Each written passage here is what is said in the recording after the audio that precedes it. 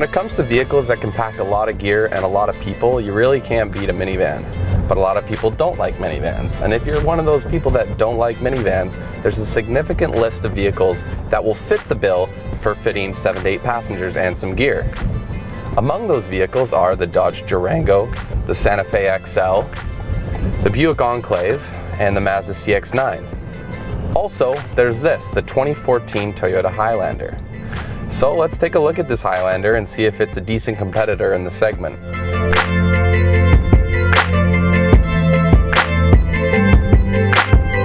Toyota brought the Highlander out in 2001, and this is the 3rd generation for 2014.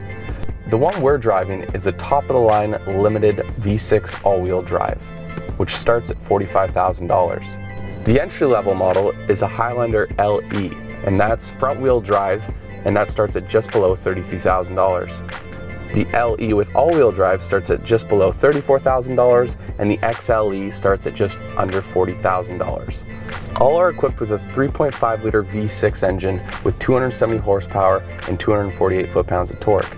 The posted fuel economy rates for the all-wheel drive are 11.5 per 100 kilometers city and 8.2 highway. For the front-wheel drive LE, you get 11.1 city and 7.9 highway. I'm averaging 13.5 liters per 100 kilometers, and that's a 50-50 split city highway, and it's pretty realistic because I'm driving fairly conservatively and I'm certainly not speeding in any sense. New for 2014, the Highlander is a lot more quiet inside.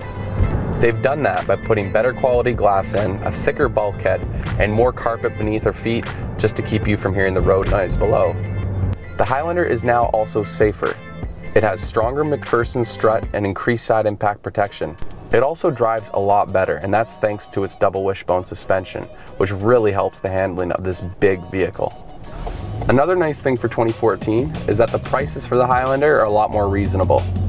As I mentioned, the one we're driving is the top-of-the-line limited, which starts at $45,000. As tested, it's still $45,000. It has no additional options than the ones that come with the top-of-the-line limited trim. Just a few of the options that are included in the top-of-the-line limited trim are things like blind spot detection, satellite radio, navigation, power lift gate, automatic seats, leather interior, auto windows. It has all the bells and whistles you'd ever want. Inside the Limited, it's nice. I love panoramic sunroofs, and this Limited trim has one. The seats are comfortable and they look like pretty good quality. My favorite part about this new interior is this dash. It looks really good. It's got cool swoopy lines, wood trim, leather soft touch surface, and then it has this cubby below, which is actually pretty useful. You can put your wallet, your phone, some documents, and it doesn't look that bad. Where the interior does start to lose me though, is this infotainment system. At a first glance, it looks like it fits and it doesn't look too bad, but then you turn it on and you start trying to use it and the design of it looks awful, and it's also clunky. It's all touch, except for the knobs that they do have are plasticky and feel like they're honestly gonna break. What I want in an infotainment system is something that looks good, something that's easy enough so it's not distracting while I'm driving, and this doesn't do it for me.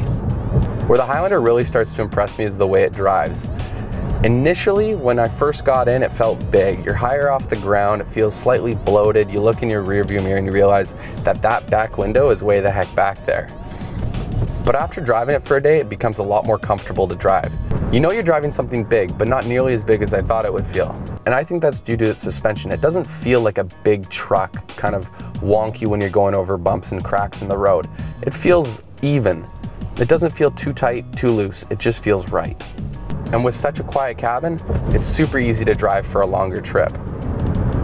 So what do we think of the new Highlander? Well, it's reasonably priced up against its competitors. It looks good for a vehicle of this size. It's very quiet inside, which is a huge plus. The interior is beautiful and it drives great. But there are a few things that I do not like. I do not like this power liftgate system. It's really nice having the convenience of being able to push a button and have it open and close. But if someone gets stuck under here and you push this thing down, it's not nearly sensitive enough.